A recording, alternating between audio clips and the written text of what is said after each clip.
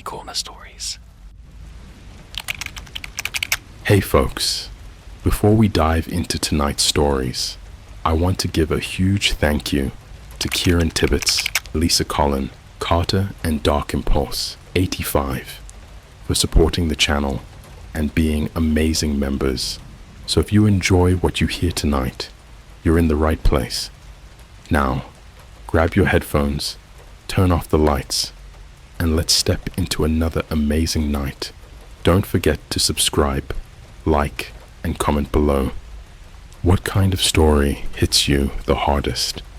The ones that feel too real, or the ones that could actually happen to someone you know? I got a dark web job, dragging people to an interview room. The next person waiting inside was my best friend. Alright, so I know how this sounds. The title already sounds fake, right? Like something you'd hear in one of those animated horror story channels on YouTube, where the guy's like, so this all started when I was scrolling TikTok at 3 a.m. and next thing you know, there's a demon in his closet. But I swear on everything, this is real. Or at least, it felt real. I still don't know how much of it was some twisted social experiment, or if I actually helped ruin lives. Either way, I can't keep this to myself anymore. My name's Tyler. I'm 22, and I used to be broke. I was living in this cramped studio apartment in East LA, barely surviving off instant noodles, DoorDash leftovers, and whatever I could sneak from the catering job I had at this bougie office downtown. Every day felt like some NPC loop. You wake up, see the same mold spot on the ceiling, check Instagram, maybe rage at your crypto losses, then go to work and smile like you're not dying inside. I used to spend most nights on Reddit, Discord, and lately, this shady little corner of the internet my roommate at the time, Nick, called the Graveyard. No, not Fortune. This was way worse. Basically, the Graveyard was a hidden forum you had to access using Tor and a specific invite code. Nick swore it was where people sold jobs, not drugs or weapons or dumb Silk Road stuff, like actual employment listings. But these were dark web jobs, stuff that wasn't technically illegal, but definitely sketchy. We were on it one night, just being high and stupid, browsing stuff like $2,000 for one night, dress up as a mascot, and stand motionless at a stranger's birthday party. Escort elderly to an unknown building. Do not talk to them. Do not ask questions. Clean an apartment. No cleaning supplies needed. You will be recorded. It was like Craigslist if it was written by serial killers. But then I saw it. A new post, just titled, Dragger, $750 per night. No questions. Immediate payout. There was no description, just a creepy pixelated photo of a concrete hallway. Looked like something from an abandoned subway. All it said below was, we need strong arms. Anonymous, easy work. You bring them to the interview room. That's it. Nick dared me to apply. I laughed, but something about it gave me that itch, you know? Like when you know you're doing something dumb, but you're too broke or curious or stupid to stop. So I clicked apply. It opened a form that just asked for a photo of my face, my height and weight, my Instagram or TikTok to verify you're real. And finally, a weird question. Can you keep secrets? I filled it out as a joke. I figured, what's the worst that could happen? Maybe I'd get spammed with scam emails or hacked. Whatever. Next day, I'm at a Starbucks near Glendale, stealing Wi-Fi, when I get this DM from a burner account on Instagram. It just said, you're hired. Details will come nightly at 1:13 a.m. Leave your door unlocked. I laughed out loud. Thought it was Nick trolling me. But then 1:13 a.m. came, dead on the dot. I heard my apartment door creak open. I lived alone now. Nick had moved out a week earlier after a dumb fight over rent, so the sound of that lock clicking open in the middle of the night made my heart drop. I grabbed this cheap-ass aluminum bat I kept near the couch and crept toward the door, but there was no one, just a box, black, matte, no labels, no writing. Inside, a prepaid flip phone, a uniform, plain gray shirt, black pants, black gloves, a manila folder. The folder had only two things: a Polaroid photo of some random guy in his 30s and a map location. Under the photo, it just said, "Escort to interview room, 2:05 a.m. No talking." My body was buzzing. I didn't know what to do, but I was broke. And $750 for just dragging someone. I mean, maybe it was a prank. Maybe it was some weird horror-themed TikTok house stunt. People do anything for clout these days. I dressed, took the phone, which only had a clock and one contact saved, handler, and drove to the location. It was a freaking empty McDonald's parking lot in Koreatown, but not totally empty. There was one guy there, just standing next to a busted vending machine by the side. It was him. From the photo, he looked drugged, like sleepwalking or sedated or something. His eyes were open but glassy, like those people who stare through you in public bathrooms. I didn't say a word, just walked up, gently took his arm, and he followed. No struggle, no talking. The phone buzzed. New message. Take him to elevator behind Daiso. B2 level. Leave him in red chair. Exit immediately. It was 2 blocks down. The elevator wasn't public. It was behind this weird janitor's door, next to a Daiso store that had closed years ago. I did what they said. We rode down in this flickering, cold metal elevator. It didn't even have music, just this low hum, like a fridge.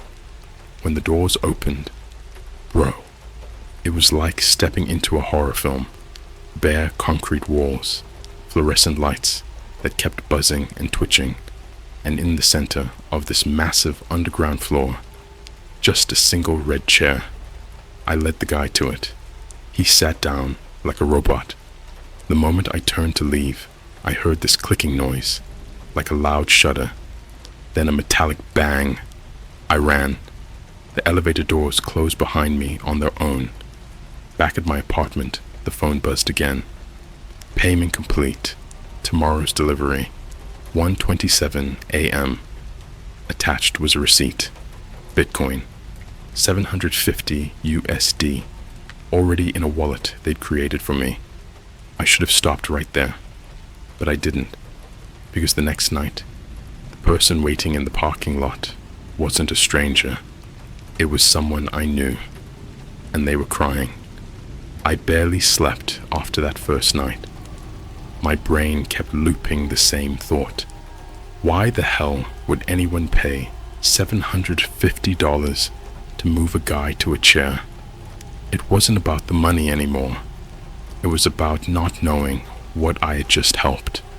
That kind of ignorance stains your bones. The next evening, I tried to pretend everything was normal. I streamed some Valorant, scrolled TikTok, even went down this weird rabbit hole of videos about abandoned malls in Asia. Background noise, numbness, anything to keep from thinking about that red chair. But at 1:27 a.m., right on the dot, the phone buzzed again. No flash instructions this time. Just pick up. The flip phone had no ringing sound, just this dry vibration. If you've ever held a beeper, it was like that, like someone breathed on your spine. I answered. Silence. Then breathing. Not heavy, not angry, just watching me through the phone, kind of breathing. Finally, a voice, low and genderless, said, "Second delivery, garage 114. Bring them to the hallway. You remember the hallway." My chest tightened. The way they said "remember" was like they were reminding a dog who used to get hit. I got dressed. Same gray uniform. The fabric smelled like bleach and hospital sheets. The address led me to this underground parking garage beneath a shopping plaza downtown. You know the kind. Bright fluorescent lights, painted arrows, echoes of footsteps you can't see. There was one car parked way off in the corner. A metallic blue Tesla Model Y, hazard lights blinking. The moment I approached, the back door opened a crack. Not like someone was getting out, more like someone was waiting to be collected. Inside was a girl, early 20s, pink hoodie, gym shorts, white Air Forces, the type who posts Starbucks drink pics on Instagram with the glitter filters and captions like self-care. But her mascara was smeared, eyes swollen, hands shaking. She didn't look drugged like the first guy. She looked terrified. When she met my eyes, she whispered, "Please, don't take me there." I froze. I wasn't supposed to speak. That was rule 1. But that whisper hit me like a needle in the eardrum. I typed a quick text to the handler. "She's conscious. What do I do?" Instant reply. "Take her." 3 words. Small, cold, surgical. I thought about refusing. Thought about driving her somewhere safe. Posting to Twitter like, "Yo, I think I just got hired to abduct people. What do I do?" But then she grabbed my wrist. "You don't understand," she said, voice shaking. "They took my brother. They said, if I don't go, they'll..." She didn't finish, because the garage lights flickered once, just once, and she stopped breathing. Not literally stopped. Stopped speaking. Stopped resisting. Like someone pressed a mute button on her brain. I led her to the elevator. The same one. The door was already open, even though I never pressed the button. Down to the basement. But this time, it wasn't the red chair.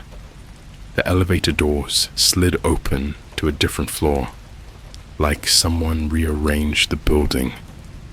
A long concrete hallway stretched ahead, cameras every 20 feet, thick metal doors with no handles. Each door had a small numbered plaque. We walked past room 04, room 05, room 06. Every door hummed, not loudly, like something inside them was breathing through the walls. The instructions said, "Leave her in hallway 8. We reached room 08. No red chair, just a tall mirror bolted to the floor, the kind you see in cheap gyms. The girl looked at herself. Or maybe she was looking past herself. Her reflection didn't line up. Her body moved. The reflection didn't. I swear to God, I'm not making this up. She didn't scream, didn't fight. She just stepped toward it, one foot after the other, like someone was guiding her by puppet strings. Her fingertips touched the glass, and that's when I heard it. A voice, but not from her, not from the room, from inside the mirror. "Next!" I ran. Elevator doors closed behind me again, automatic, like last time. When I got back home, I sat on my bed in total silence. Every sound felt amplified. The hum of the fridge, the traffic outside, even the notification pings on my phone sounded like needles scraping bone. The flip phone vibrated again. "Payment delivered. 3rd tonight. Urgent." I almost threw the phone out the window. Then I saw the attachment. A new picture. Not pixelated. Sharp. High resolution. And I recognized her. Brown hair. Gap tooth. Forehead scar from falling off a scooter in 6th grade. My best friend Bree. The text below, it said, "Bring her alive." My stomach turned inside out. I couldn't even breathe. That's when the knock came at my door. Slow, rhythmic, like someone was rehearsing it. I checked the peephole. She was already there, standing perfectly still and smiling. I didn't open the door at first. I just stared through the peephole, breath fogging the lens, because something about Bree's smile was wrong. Not, "I'm happy to see you," wrong. Not, "LOL, look at what just happened at Target," wrong. It was the smile people make when they've rehearsed it, like someone taught her where the corners of her mouth should sit. She didn't knock again. She didn't speak. She just stayed in that posture, chin tilted up, like she was waiting to pose for a passport photo. I cracked the door an inch. Her eyes moved, not the muscles around them, just the eyeballs, sliding toward me like they were on rails. She whispered, "They said you'd bring me." No greeting, no explanation. No, "Why am I here?" Or, "Tyler, please, help." Just the sentence of someone who had already accepted a verdict. I kept thinking back to middle school, her dragging me out of fights, her ridiculous habit of putting ketchup on pizza, the way she laughed so hard she wheezed. This girl should have been sprinting away from the hallway, cussing me out, throwing things at my head. Instead, she lifted her hand toward me, palm up, as if asking a stranger for exact change, and I took it. I didn't think, didn't speak. I just let instinct push me past the point of no return. The instructions arrived once we'd stepped outside, but this time they weren't texted. The streetlights blinked, one by one. Every light on the block turned off, except the ones directly above us, forming this perfect glowing path through the city. Bree walked ahead without hesitation, feet pattering lightly against the concrete, like she was following a dance routine. I rushed to keep up. We turned into an alley I'd never used before, even though it was technically behind my building. The walls were plastered with faded posters, K-pop shows from 2020, a missing dog notice from years ago, torn QR codes. All of them looked freshly printed, no dust, no rot. We stopped at a set of rusted service doors. This wasn't a public entrance. It looked like an accident, like the architect forgot to delete it. No signage, no keypad, just metal sweating in the night air. Bree didn't knock. She just pressed her fingertips against the seam between the doors, and they opened. The room beyond wasn't a room. It was a corridor, longer than should have fit behind my apartment building. Tall too, 10, 12 feet, padded with matte gray slabs that absorbed every echo. The air smelled like industrial freezer burn. A voice I couldn't locate whispered, "Proceed." We walked. No doors this time, no cameras, no lights. The floor glowed faintly beneath our steps, like pressure sensors were illuminating our path. In the silence, I could hear her breathing, not panicked, not tired, just steady, controlled, like she trained for this. I finally spoke. I don't know why. Maybe I was hoping the spell would break. "Bree, what did they tell you?" She stopped mid-stride, slowly turned her head. Her eyes looked dry, not tearless, dehydrated, like she hadn't blinked in hours. "They told me you'd apologize." There was something razor-thin in her voice, like metal scraped through cloth. I swallowed. "Apologize for what?" She didn't blink. "For leaving me behind." A hiss crept into the hallway, air vents opening somewhere above or below. The temperature dropped so fast my fingertips went numb. I didn't leave her behind. She went to a different college. She moved to Portland. She was the one who said she needed distance. But the corridor made all my explanations feel like lies. She continued walking, and I followed, because stopping felt like drowning. After maybe 5 minutes, or 50, the walls shifted, not opened, not slid. They folded, like origami panels revealing recesses. Recesses filled with people, dozens of them, standing shoulder to shoulder inside the walls, sealed behind transparent panels.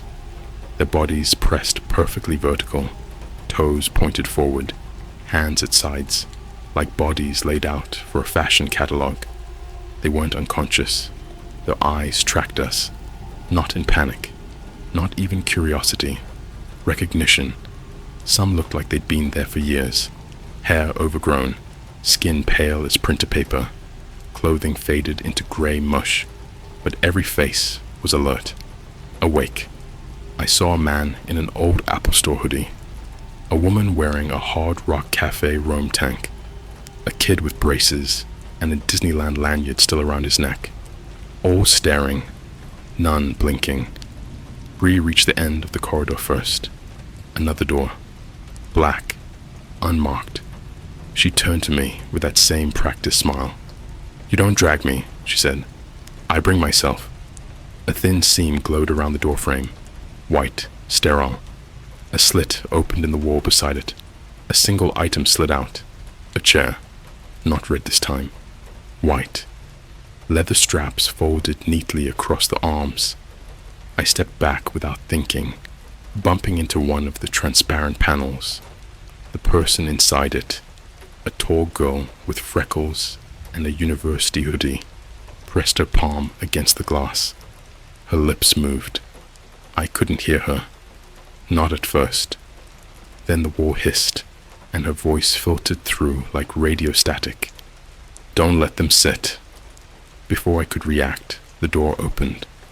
Bright light filled the corridor. Not warm light, surgical light. The kind rooms are lit with when no one cares who's screaming. A row of figures stood inside, faces hidden under blank white helmets, each helmet stamped with a number, 02, all identical, all watching. Bree stepped forward. They raised their hands, in unison, and she collapsed as if her strings were cut. No cry, no gasp, just went limp. I lunged to catch her, but the floor moved, literally slid backward, and she fell into their arms like a child being passed down a line. They carried her deeper into the room. One of them paused in the doorway, the helmet tilted toward me, in a voice like a hospital intercom. "Return tomorrow. Bring another." Then the door sealed shut. Lights in the hallway dimmed, and the faces in the walls finally blinked. Every single one at the same time. I didn't sleep that night, not even in that half-dream state where the body rests, but the mind flickers through leftover static. I sat in the corner of my apartment with every light on, the flip phone in my hand, staring at the door like it might open again without a sound. It didn't, but something worse happened. At exactly 6 a.m., my apartment speakers, the Bluetooth ones I never used, the ones collecting dust on the bookshelf, turned on by themselves. No music, just a voice. Phase 3 requires compliance. Then silence. My phone buzzed 1 second later. The handler. "You've been selected for review. Do not eat. Do not leave your residence. Observe." Underneath, a .zip file attached. No explanation, no title. Just numbers. 3184726.zip. I opened it. Inside were live camera feeds. Grainy, unlabeled. Each file named Cam 001, Cam 002, all the way to Cam 045. All time-stamped for right now. I clicked Cam 009 first. It was my hallway, my actual apartment hallway, from a high corner angle I'd never seen before. That cheap little end table I found on Craigslist was there. The stain from when I dropped Red Bull last month, still visible. I flipped through the rest. Cam 011, the Starbucks 2 blocks down. A woman in an apron mopping the floor. humming something that didn't match her movements.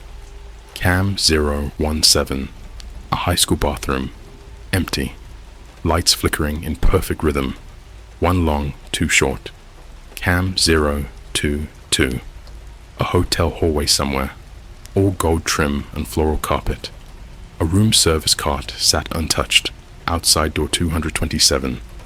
Cam 038, a room with no windows, all white, walls padded, one chair in the center, and a child, no older than 6, sitting perfectly still, facing the camera, eyes wide open, not blinking.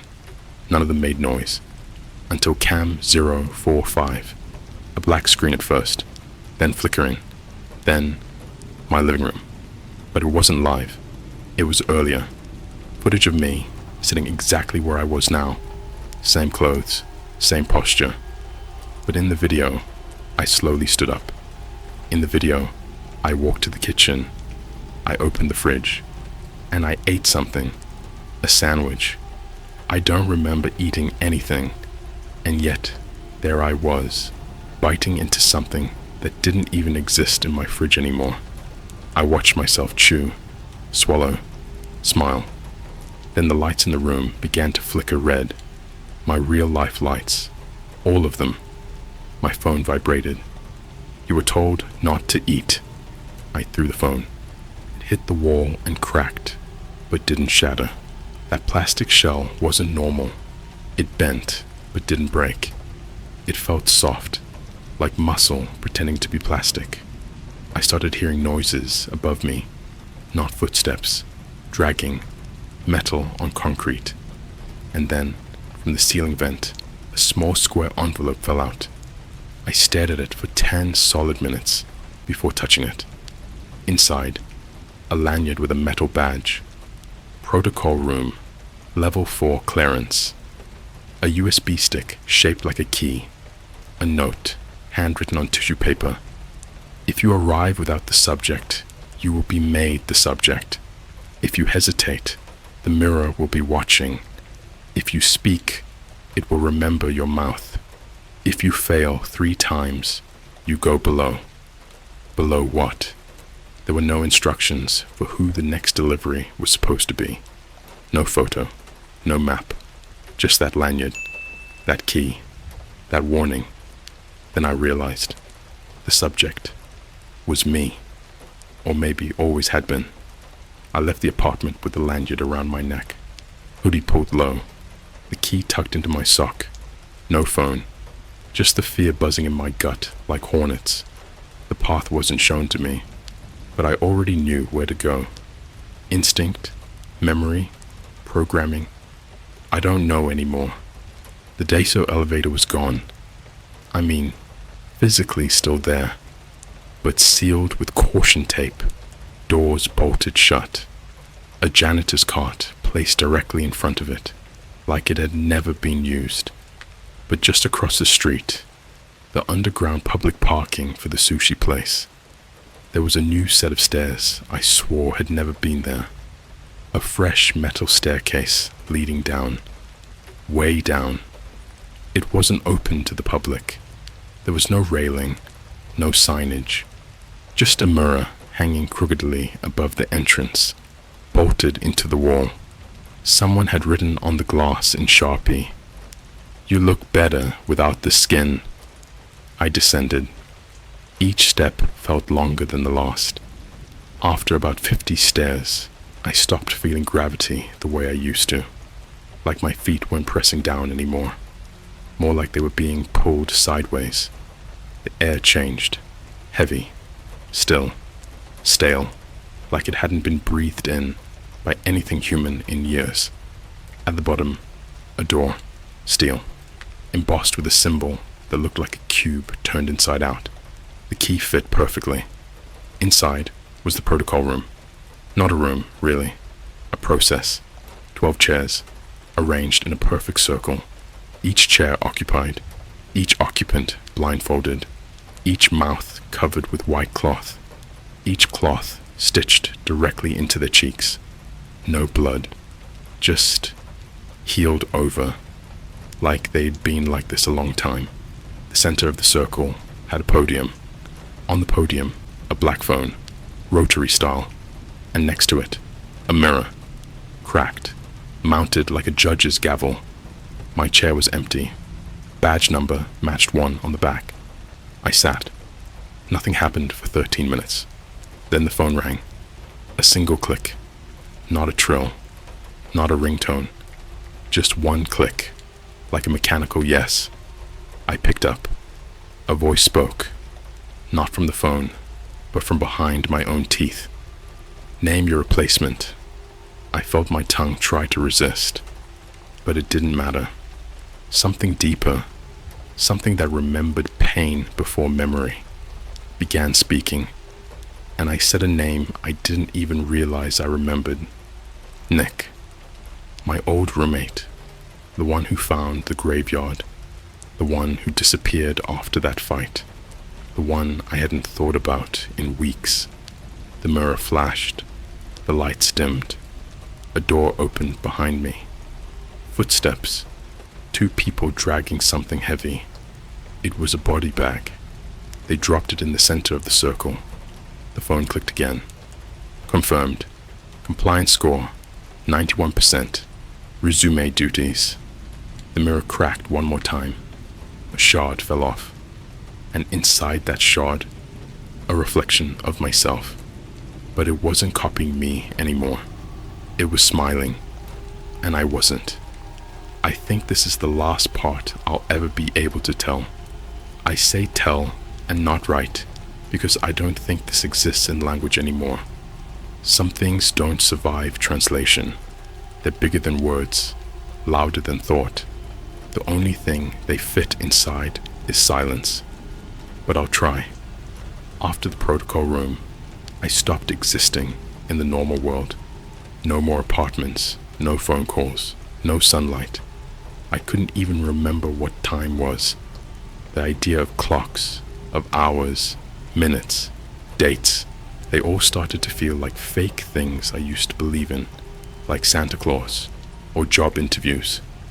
When I blinked, I was back in the hallway, the original one, only it wasn't empty anymore.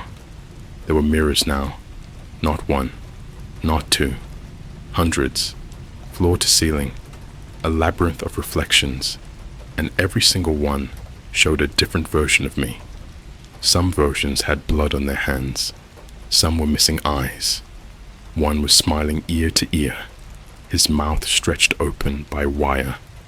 Another stood perfectly still, covered head to toe in a black liquid that didn't drip, didn't stain. It just clung. But the worst one was wearing the same clothes as me. No differences, except one thing. He blinked when I didn't. I turned away. Fast, behind me, stood the new red chair. Not a red chair. The original red chair. But it was different now. Bigger, taller, hooked into the ceiling by thick black cables. The floor below it was lined with drain grates, and around it stood those figures again, the ones with the 02 helmets. Only this time, they weren't motionless. They were twitching, like their bodies didn't quite belong to them. Knees bending backward, heads rolling in perfect circles, arms clapping in slow, rhythmless spasms, and they were humming. All of them.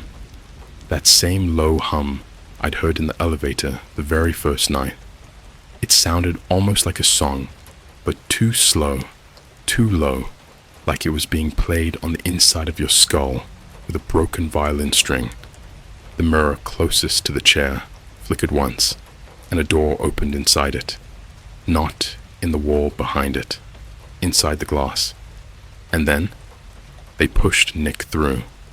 Yeah, Nick, my old roommate, the one I named in the protocol room.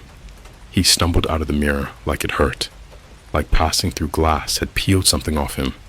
He was alive, bleeding from one ear, pants soaked in something dark, but breathing, until he saw me.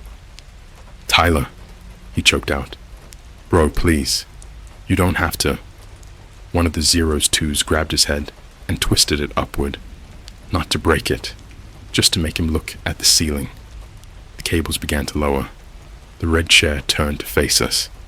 It had arms now, actual, moving limbs sprouting from the leather, covered in skin, veiny, twitching. The 02s weren't holding Nick anymore. The chair was. I couldn't move. My legs weren't restrained. They just didn't respond, like they'd been unplugged from my will. I watched the chair pull Nick in. It didn't sit him down. It swallowed him. The arms folded over his shoulders, one over his mouth, one around his chest. He didn't scream. I think the chair stopped sound, like it absorbed it. I watched it pull his body into itself, bones cracking, muscles tightening, until he was gone. The red leather reshaped itself, bulged, shifted, like it was digesting him.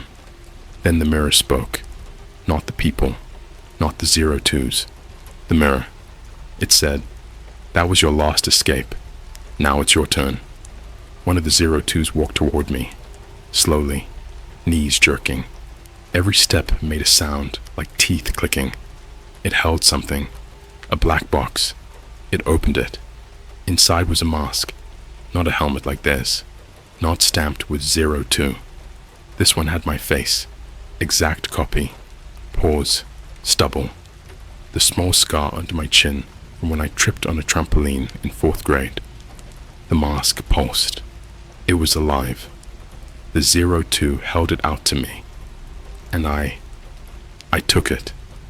The moment I touched it, I remembered everything, not just the jobs, not just the chair. I remembered every name I'd ever given them. I remembered the girl at the vending machine. I remembered the boy with the Disneyland lanyard. I remembered the old woman with the broken glasses who whispered, "Thank you," right before she got strapped in. Each memory didn't feel like watching a flashback. It felt like putting my fingers in fire. I could feel their panic, their silence, their final thoughts, and I still put the mask on, because I had no choice. The moment it covered my face, I wasn't Tyler anymore. I wasn't anyone. I was 02. I don't know how long I've been here now. There are hundreds of us. We all wear the face of someone else we used to be. We stand in silence, surrounding the red chair. Sometimes we twitch. Sometimes we hum. Sometimes we drag in the next one. They always scream, but the sound never reaches the surface. We are beneath cities, beneath the city's cities, beneath the part of the world you forgot existed. Every red chair in every haunted story you ever read, it ends up here. Every missing person case that vanishes after the first 72 hours, they end up here. And now, I think you're next, because you read this, and they watch for readers. They don't care if you believe. They care if you finish. Because the last instruction I ever got, before I put the mask on, was this: your job is simple. Tell the story. Make them read. We need more chairs. You just did your part. Now look in the mirror behind you. Tell me it didn't just flicker.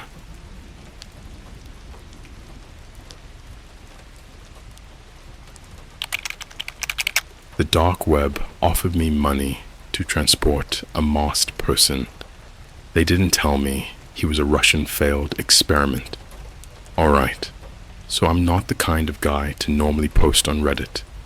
I lurk, I scroll, I laugh at memes, and tap through TikToks way too late at night, like everyone else. But this isn't something I can just bottle up and carry around like a normal secret. This actually happened, and I honestly think I might have helped something or someone escape into the world. I need to get this off my chest before I go totally insane. Context: I'm 25. live in Ohio, work as a freelance delivery driver through like 5 different apps, DoorDash, Uber Eats, you name it. I'm not proud of it, but the grind is real. Rent doesn't care about pride. And I was in a weird place, financially, right after my girlfriend and I broke up. Shout out to Maddie. If you're reading this, hope your new crypto bro boyfriend is as emotionally available as his Dogecoin. Anyway, back in August, I was scrolling through a random subreddit called r/side hustles gone wrong. Someone posted a story about making money through the dark web, not drugs, not weapons, just doing off-grid delivery tasks. People in the comments were clowning him, saying he was making it up. But one guy replied with something like, "It's real. I got $5,000 to drive a locked crate from Chicago to a drop point in Pennsylvania. No questions asked. Paid in crypto. No paper trail. Look up Knox 13 on the Shadow Ridge directory." Now, normally I'd move on, but I'd been dipping into the darker corners of the internet ever since I went through that depressive slump. Watching those creepy YouTube channels like Here's My Story, or those animated true crime shorts where someone gets kidnapped after a Tinder date or whatever. And maybe it's because I was binge watching Luna's story times on YouTube that whole week. You know, the ones where he's like, "So boom, this is where it gets crazy." And you just know the story's about to fall off a cliff. But I thought, why not check it out? I won't bore you with a Tor browser tutorial. If you're here, you probably already know the basics. I fired up my laptop late one night, lights off, hoodie up, brain buzzing with anxiety and caffeine. It was storming out, like cliche horror movie thunder, cracking every 5 minutes kind of storm. Honestly, I almost chickened out. I found the Shadow Ridge directory on a dark web forum, kind of like Craigslist, but if Craigslist had no morals. Pages and pages of ads for weird services, everything from custom taxidermy to identity cleansing, whatever the hell that means. I searched Knox 13 like the Reddit guy said. There was just one post. Title: Discreet transportation required. Compensation negotiable. No further details. Just a weird pixelated mask emoji and a cryptic message. You drive. No questions. No detours. No contact. Vehicle provided. 9 p.m. pickup. October 3rd. Location will be texted. You will be watched. Crypto payment guaranteed upon successful delivery. Mask included. I honestly thought it was a prank, but that little part of my brain, the part that makes people slow down to stare at car crashes, was already hooked. So I replied. They responded 10 minutes later. Just a text number and the word, confirmed. And just like that, I was in. I got the address a week later. Random, nondescript Starbucks parking lot just outside Milwaukee.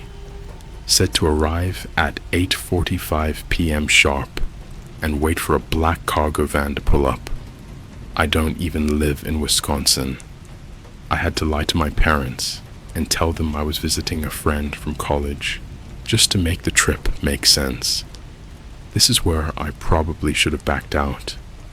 But you know when something just feels like a story you're supposed to live through? Like, yeah, it's probably a bad idea. But it's also the kind of story you never forget. The kind of thing you'll tell your kids about, if you make it out. So yeah, I went. October 3rd. It was raining again. Not hard, but steady enough to make the roads slick and the atmosphere feel wet, if that makes sense. The Starbucks was weirdly quiet, even though it was one of those fancy new ones with a fake fireplace and overpriced seasonal drinks. Only 2 other cars were in the lot. I sat there in my rental car, engine idling, heart hammering. At exactly 9 p.m., a matte black cargo van rolled in and parked beside me. No logo, no plates. The passenger side window rolled down halfway. A gloved hand reached out and held up a small black duffel bag. I cracked my window and took it. No words, no eye contact. Then the van backed out and disappeared into the dark like it had never been there. Inside the bag, a phone, no brand name, screen already on with one open chat, a laminated card that read, "Follow GPS, no stops, do not speak to the cargo, do not remove the mask, do not open the back until you reach the drop point. ETA, 6 hours, 20 minutes. A thick envelope of cash, $5,000 in crisp, hundreds, a cheap, expressionless white mask with holes only for the mouth, no eyes, and keys to the van. I swear, the second I opened that duffel, my stomach dropped so hard I felt nauseous, but I still walked over to the black van, got in, and started the ignition. It was quiet, too quiet, and then I heard it. 3 slow, deliberate knocks from the cargo hold behind me. My hands went cold.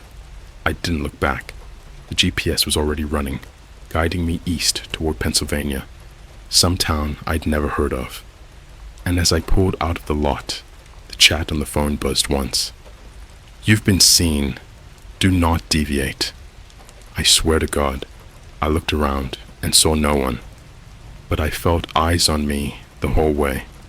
That was just the beginning. You ever drive 6 hours in the dead of night, in silence, with something breathing behind you? I did. And that thing back there, it wasn't quiet for long. There's something about night highways that makes the mind slip into places it shouldn't.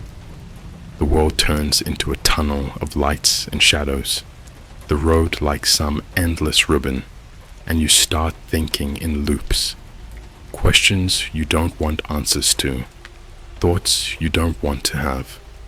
Meanwhile, something wet and rhythmic breathed in the metal box 5 feet behind my spine.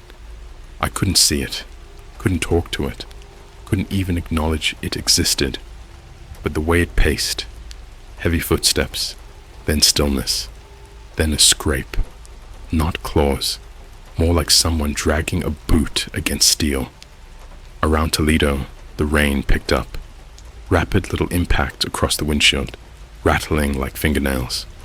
If I ever doubted that this was a mistake, the universe kept reminding me. 50 miles past Cleveland, traffic thinned. The GPS led me off the interstate, toward a rural county road with barely any signage, just those faded green metal markers you see outside farms. Civilization evaporated behind me. The world shrank to the humming engine and that thing's breathing. There was a moment, right before midnight, where I swear it whispered. It wasn't English. The syllables were too sharp, too mechanical, like someone trying to imitate speech after forgetting what language is supposed to sound like. The hairs on the back of my neck stabbed upward. I turned the radio on just to drown it out, some generic top 40 garbage, and it hissed behind me like steam leaving a valve. That was the first time I felt like I was transporting more than a person.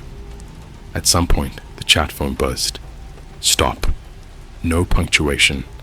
Just that one word flashing on the screen like an order from God. I slowed down. Headlights cutting through trees and a dying cornfield. Gravel crunched under the tires. The GPS showed nothing. No reroute, no turn, but a narrow path jutted off the road to the right, like the bones of a driveway someone abandoned decades ago. A rusted street lamp flickered once over it and died. Text number 2. Wait. For what? I didn't know. I sat there, engine idling, windshield wipers thumping like a heartbeat. The silence was suffocating. There weren't even crickets. Then something in the cargo hold pounded the metal wall. 3 hits. Not random, not desperate. Like a signal. I gripped the steering wheel so hard my knuckles popped. The phone chimed again. Do not engage. Hold position. I kept waiting. 10 minutes. 15.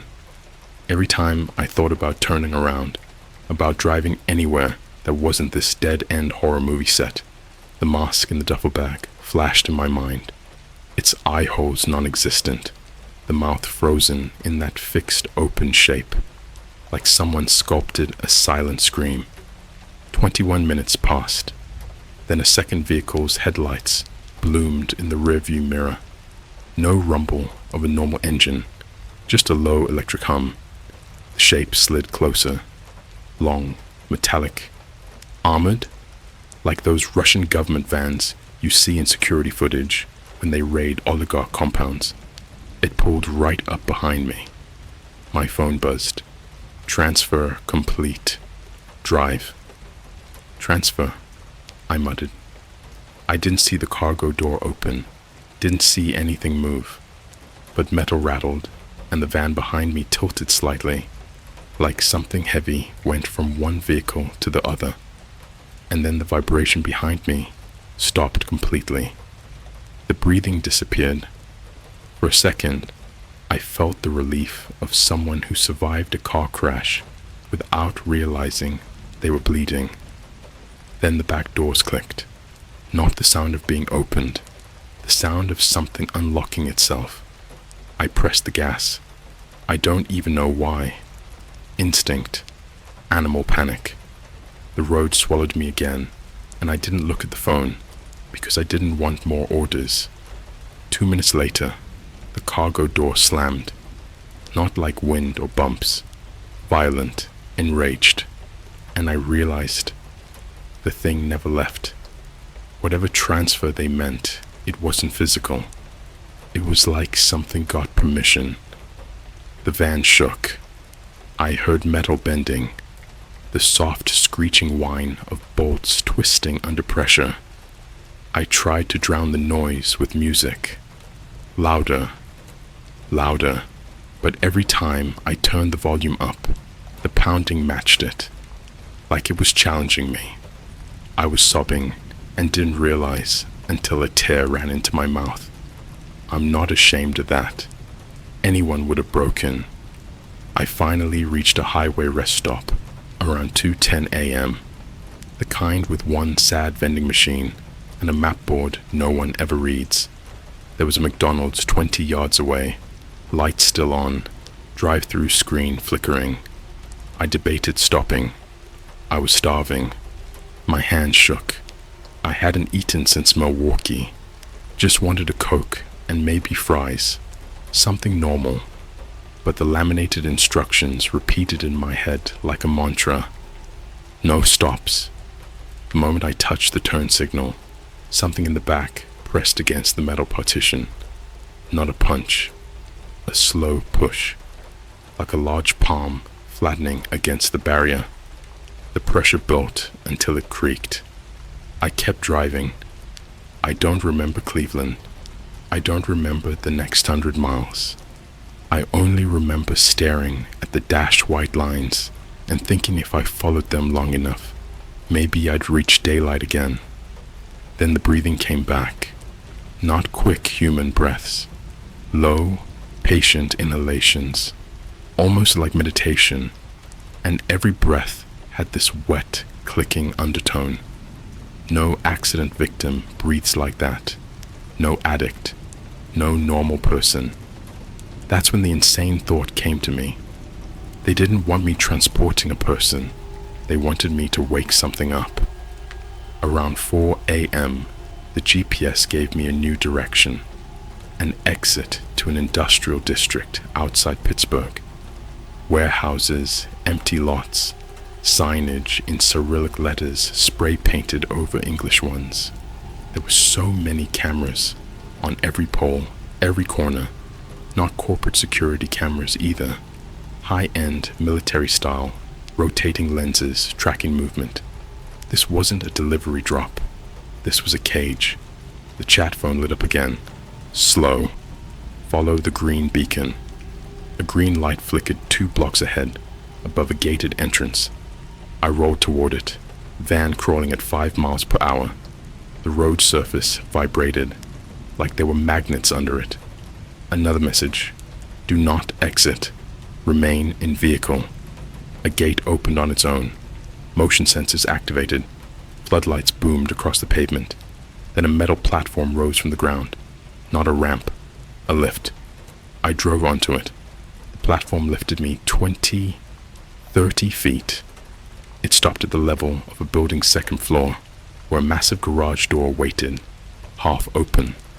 Figures stood inside, silhouettes blocked by light, tall, motionless. One of them held a remote. The cargo bay behind me thudded once, so forceful that dust shook out of the ceiling. Then came the voice, not from the figures, from the thing, close enough that I could hear its lips move against the metal. It said one word, not English, not Russian, but I understood exactly what it meant. Hungry. I didn't know humans could vomit from pure fear. I did. I barely got my window down in time. The figures didn't flinch, didn't react like people. They just turned their heads a fraction, watching me through glass, like scientists observing an animal. One of them raised their hand. That's when the basement level door below the lift slid open. Dozens of masked personnel poured out, carrying equipment, tranquilizer rifles, restraints, those breathing rigs you see on deep sea divers. The movements were too synchronized. No wasted motion, no hesitation. They weren't here to collect a package. They were preparing for containment. But they were late, because the van lurched forward, engine revving without me touching the pedal. The steering wheel twisted, and I heard the cargo doors wrench apart, metal tearing, screaming hinges. Then the security detail finally reacted. Tranquilizer bolts launched from every direction. The van was no longer mine. Something climbed through the opening, and the last thing I saw before blacking out was a hand, long fingers, ash gray skin, nails like cracked glass, sliding over my shoulder and closing around my throat. Not squeezing, just sampling, as if deciding what part of me it would eat first. I woke up to a sound I'll never forget. It was teeth, not chewing, not biting, grinding, as if something had rows of them, layers of jagged, ill-fitting molars, and was testing how tightly they could mash together. The kind of sound that makes your ears feel bruised.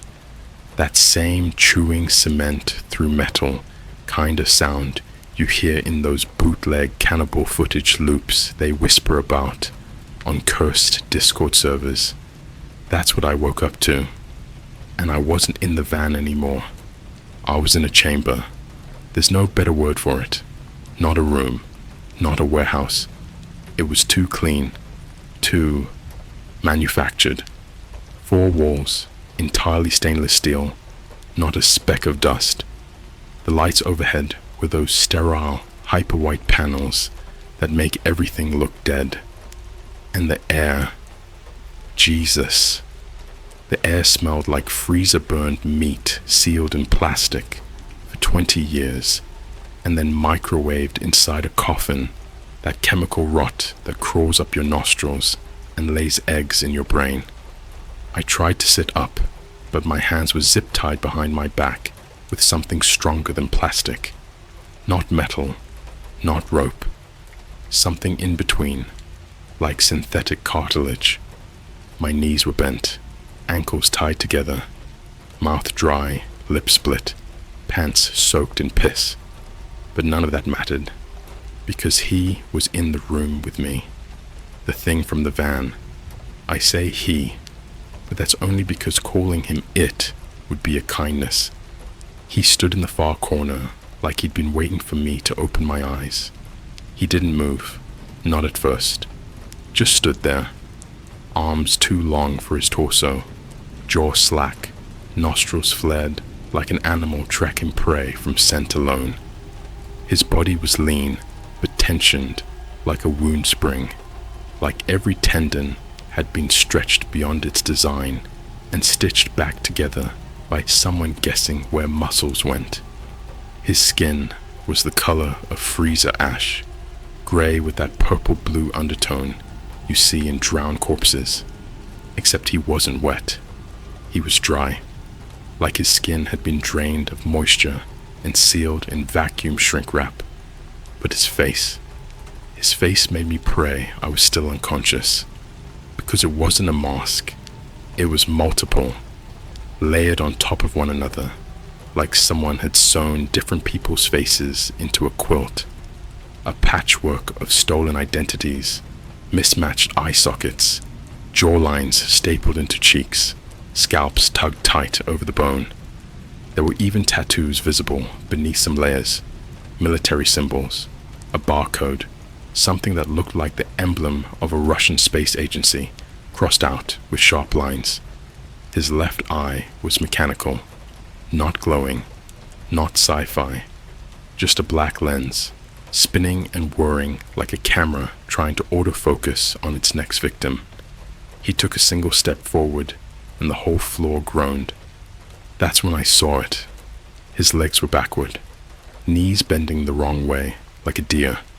Each toe ended in a hard, obsidian-looking nail. He walked like someone impersonating a human, based on sketches and memory. But wrong. Utterly wrong. And worse than the way he moved was the sound he made when he did. That wet grinding again. But now it was in sync with something in his chest, like there were teeth in his lungs.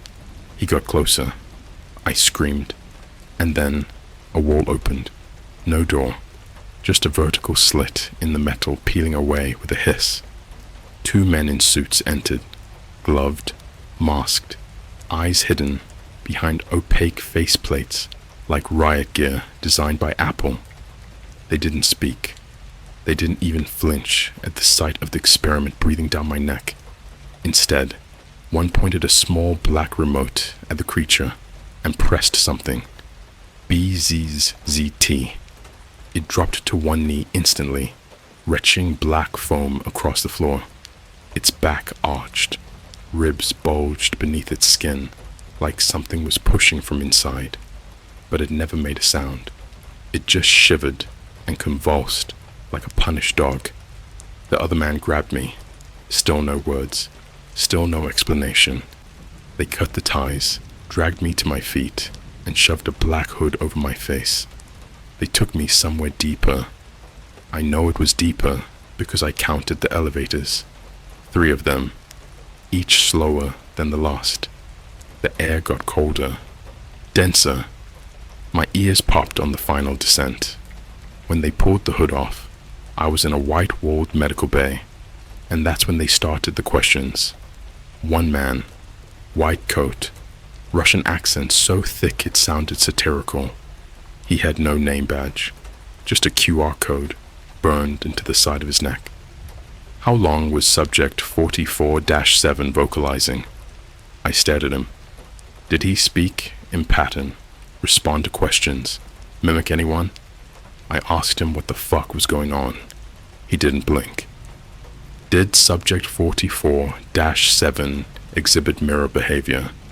Did you see your face on him? That one hit me. Because in the van, before I blacked out, I thought I saw my eye on him. Just for a second. Just the corner of it, above one of those sewn-together cheekbones. A brown iris, twitching, blinking too fast. I told myself it was a hallucination. Now I wasn't sure. They didn't give me answers. Instead, they sedated me again. This time, the dreams came. But they weren't dreams. They were memories. Not mine. His. A snowy forest. Dogs barking in the distance. A train car. Screaming children. A metal chair. A Russian voice repeating the same phrase over and over. The mask does not come off. It becomes you. I watched hands, his hands, snap a soldier's neck, bite into someone's stomach, not for food, not for survival, to extract something.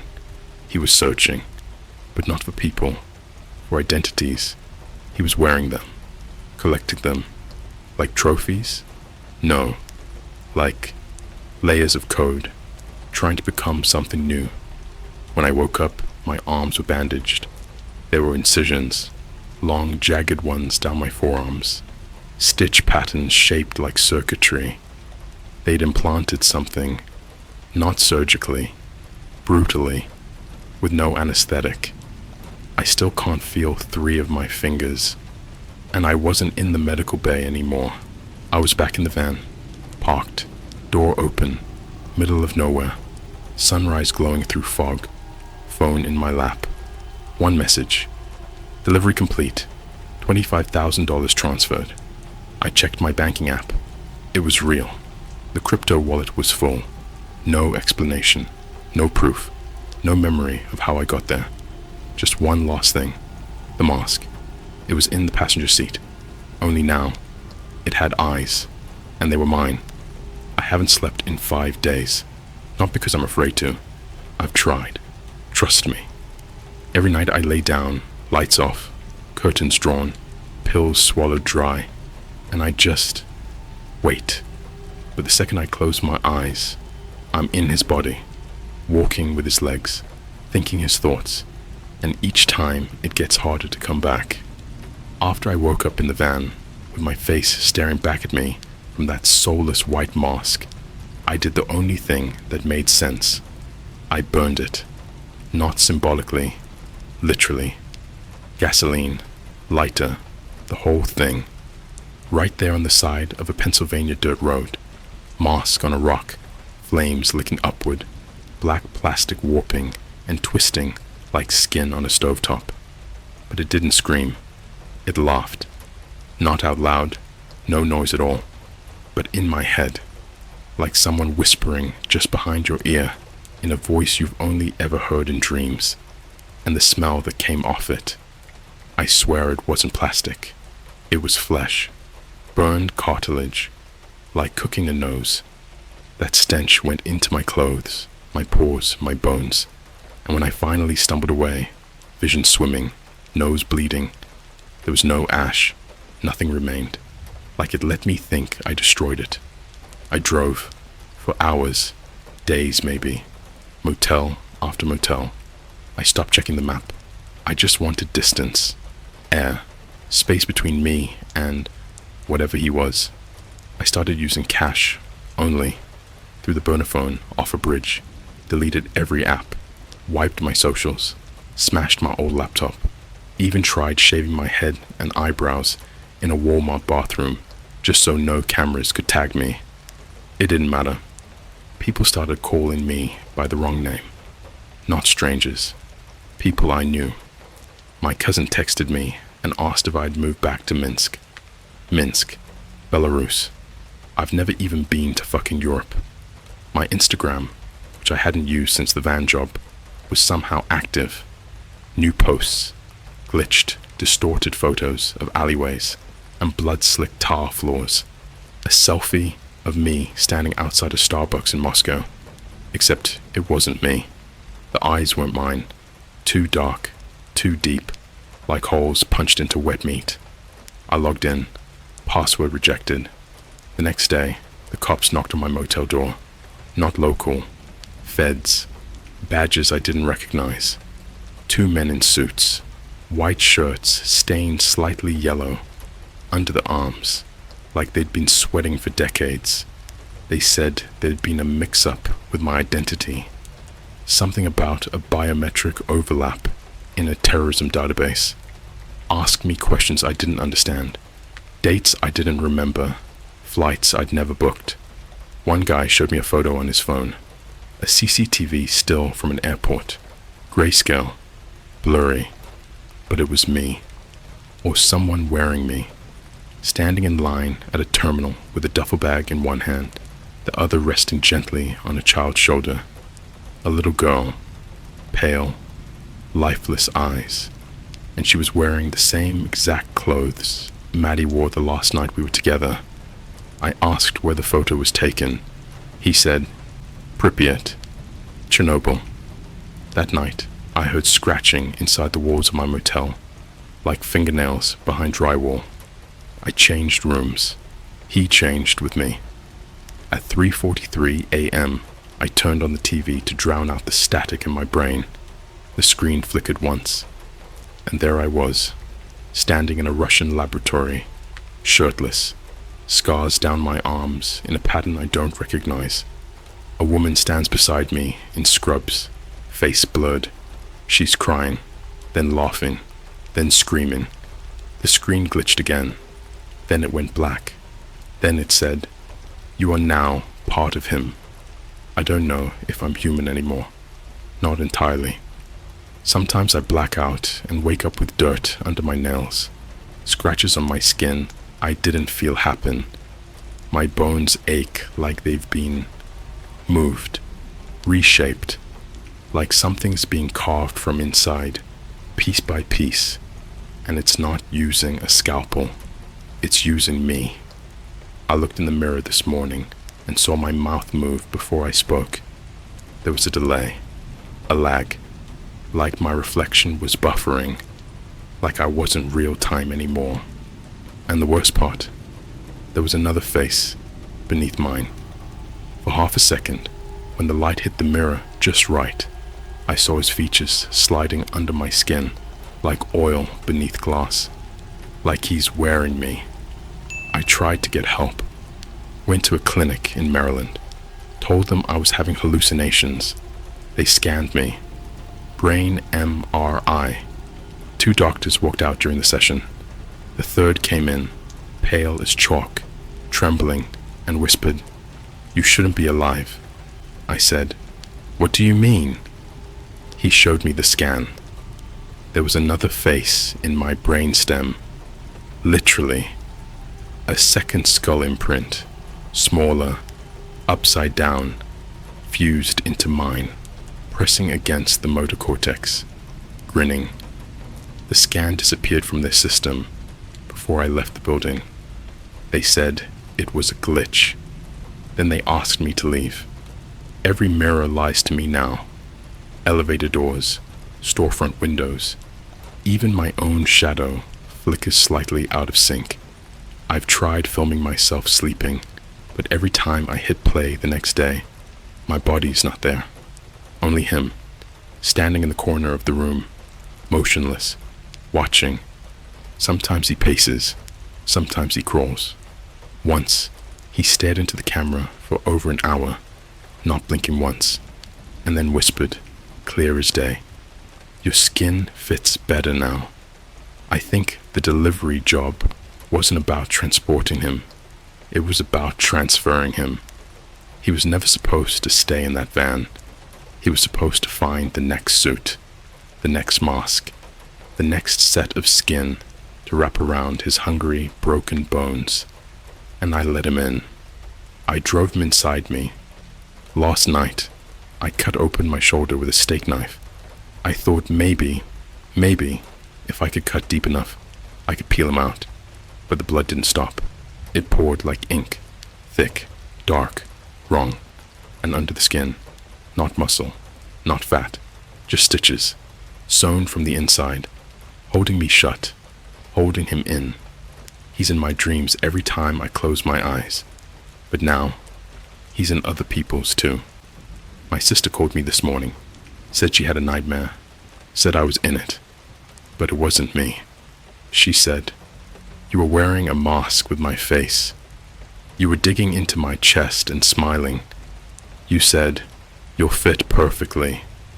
This isn't just possession. This isn't a haunting. This is replication. He's making more, using us like clay, like 3D printers, taking faces, memories, histories. He's not killing us. He's absorbing us. He's building something, a new identity, a patchwork god made of stolen people. And I helped him get out. I didn't understand the scale of it until the night I tried to disappear. Not the first attempt. Burner motels, back roads, changing SIM cards. That was desperation, amateur panic. I mean the kind where you sit down with a pencil and paper and map out every surveillance blind spot, you know.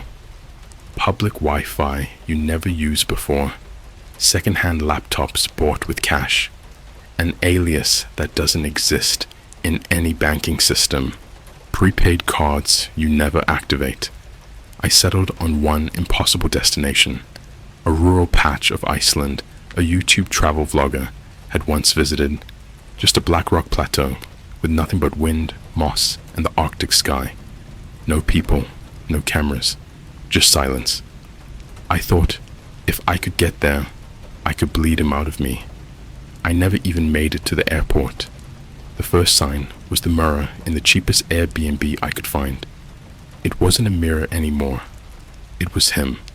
Not distorted, not metaphorical, not some psychological projection. He was standing on the other side of the glass, like it was a window.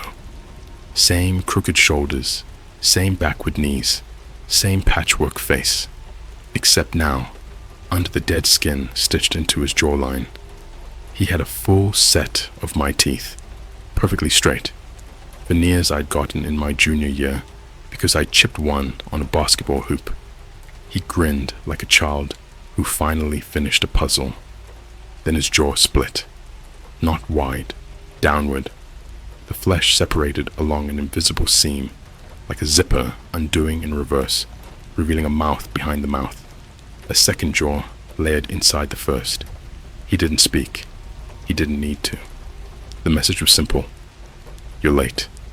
All the lights in the Airbnb went out, not with a pop or a flicker, just instant, absolute black. Phone died. Laptop died. Emergency exit sign died. Everything became quiet. So quiet, I could hear the blood in my head pulse behind my eyes. And from the bathroom mirror, the only thing still reflecting, his hand pressed through the glass, not like breaking it, like the surface was water. First came the fingers, long, gray, half-human, half-machine tendons flexing under translucent skin. Then the wrist, then the elbow that bent the wrong direction like a mantis preparing to strike. I thought I'd run. That's what makes this part so sick. I didn't. My body didn't even try. I walked toward him, like a puppet whose strings had finally been tightened correctly.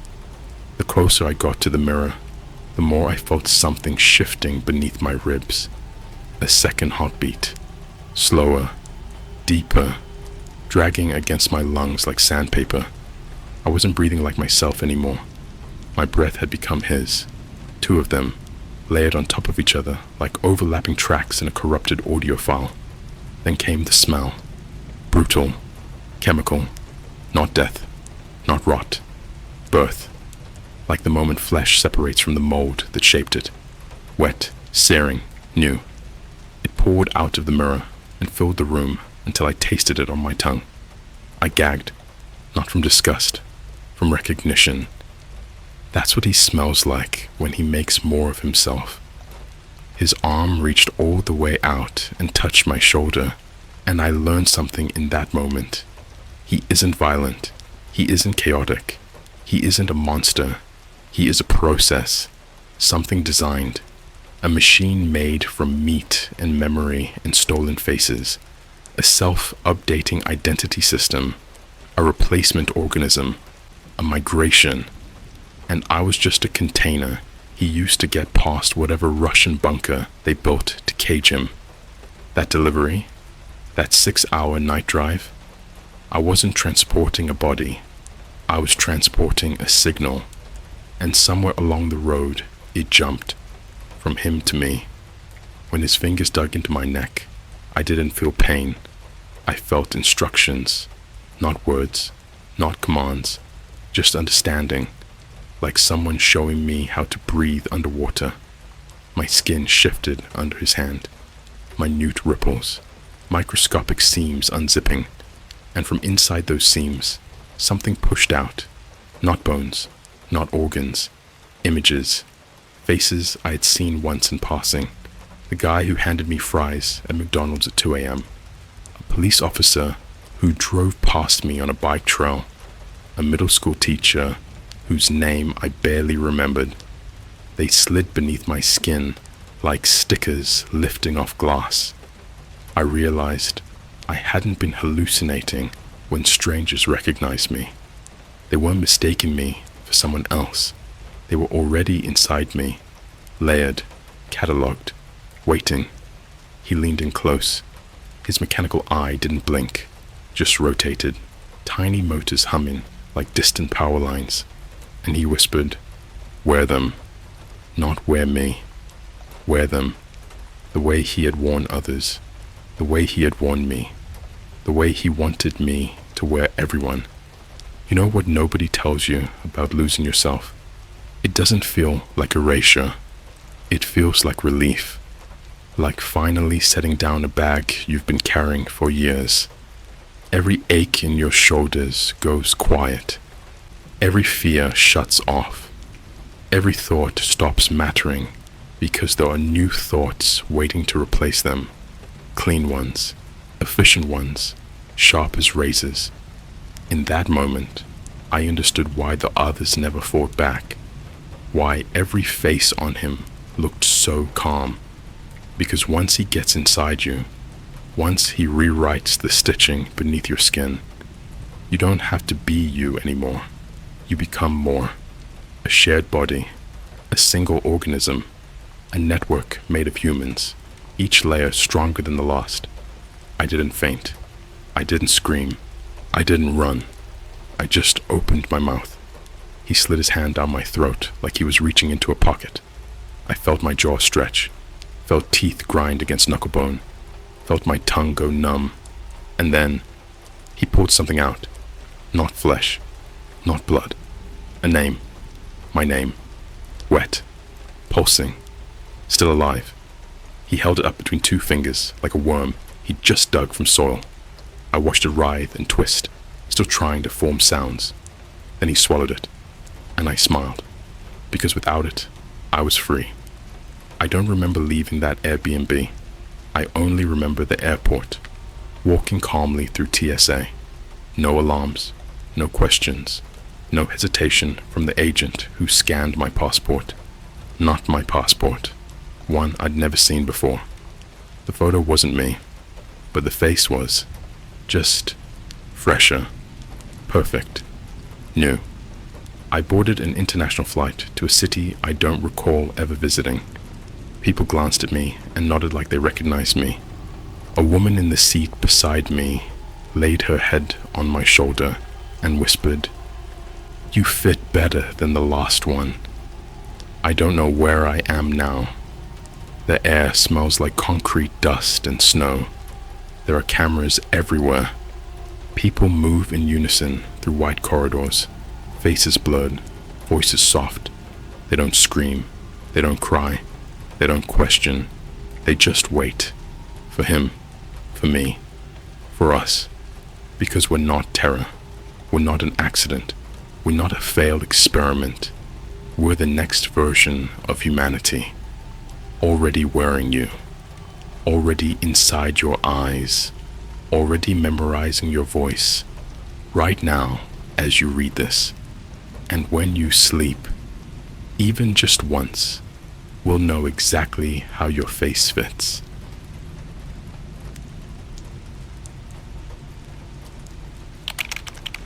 I took a dark web job, interrogating anonymous criminals. The first one knew everything about my mother. Okay, so I never thought I'd be that guy. You know, the guy who goes on Reddit talking about some freaky stuff that happened to him that sounds like it belongs in a horror movie. But here we are, and I swear to you, all of this actually happened. It started back in March, right after I got fired from my job at Starbucks. I was working at this location in Seattle, near Pike Place. Super touristy, tons of foot traffic. I'd been there for almost a year, just doing the usual stuff. making caramel macchiatos for girls in Lululemon, getting yelled at by business dudes who were late for their Zoom meetings, that kind of thing. But I got let go after this whole thing with a coworker went down. Long story short, I called out this creepy older dude named Mark who kept DMing girls from the staff on Instagram and asking them to hang out at his apartment. He denied it, of course, but management didn't want to deal with it, and somehow I ended up on the chopping block. Whatever. So I was jobless, broke, and living in my older cousin's spare bedroom. It was one of those times where you're just scrolling for hours at 3 a.m., clicking on weird YouTube rabbit holes, sketchy subreddits, Discord servers, anything to distract you from how much your life sucks. That's when I found it. Not the dark web itself, yet. No, it started with a Reddit thread. It was on r/needwork, one of those barely moderated subreddits, full of remote gigs, shady crypto deals, freelance stuff for people willing to write horror scripts or code weird apps. I saw this post titled Recruiting, Interrogator, High Pay, Remote, Voice Only, with a bunch of weird emojis like eyes and locks, and it looked like a joke, but the comments were full of people tagging, DM'd you bro, or this is legit, just be careful. A few even said they got paid over $500 just for doing one session. Now normally, I wouldn't touch something like that, but something about it felt different. Not safe, no, but real. I clicked on the profile of the OP, and it was a burner account. Zero karma, but the link they posted was to this private site called Ethertrace. I don't know if you've ever seen an actual access-only darknet site, but it looked nothing like those onion link horror stories people post on TikTok or react to on YouTube. It was clean. Black background, white serif font, blinking cursor, super minimal. At the top, it just said, Welcome, Interrogator. I thought it was an ARG. I love those interactive horror games where people leave clues and stuff. So I made an account. Within seconds, I got an auto message in this little chat window. You have been assigned a trial session. Do not ask questions. Your voice will be your only tool. Speak clearly. We are always listening. Then a little green mic icon appeared. The screen went black, and I heard a soft click, like someone picking up an old landline. And then, breathing. Not mine. I froze. I legit thought it was a prank. Then the voice spoke. Low, calm, almost polite. Hello, Interrogator. Let's begin. I laughed nervously and was like, who am I talking to? That's not the question you should be asking. And then the screen filled with a block of red text. It said, Interrogate subject 001. Use only your voice. Do not divulge personal information. Do not end the session without approval. I still thought it was a game, but my hands were sweating. My heart was doing that weird, tight rhythm thing, like before a final exam. So I asked the first dumb thing that came to mind. Okay, why are you here? The voice laughed, like a slow, wheezy chuckle. It didn't sound fake. It sounded like someone who'd been laughing at people for decades. Because I know things you don't, I asked. What kind of things? He replied. I know that your mom's maiden name is Becca, that her birthday is July 3rd, 1969. I know she had a miscarriage in 2003 that she never told your dad about.